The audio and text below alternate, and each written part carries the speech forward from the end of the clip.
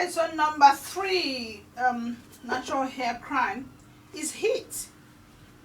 You applying heat to your hair all the time.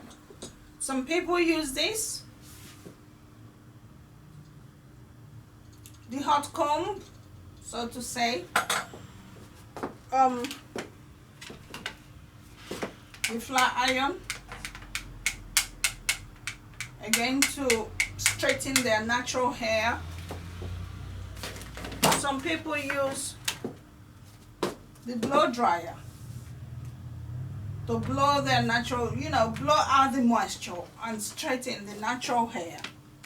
Now, all of that, what they do, what we've talked about earlier, is create dryness. So what you're doing when you use all these heat items, you're taking out the moisture from the hair. Big message. Do not put heat on your hair. Since we started growing Garrett's hair, we've never used any heat equipment to take out anything from his hair. All you need is moisture, which we're going to talk about, and water with a perfect product. We'll talk about that. But the minute you start applying heat, you're creating dryness, and that dryness is what's going to make that hair snap, is what's going to make the hair break. So no heat at all, please.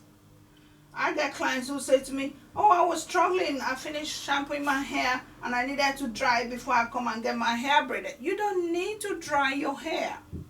If this person is going to braid this hair, they actually do need moisture to be able to braid good braids on your hair. So no heat, please.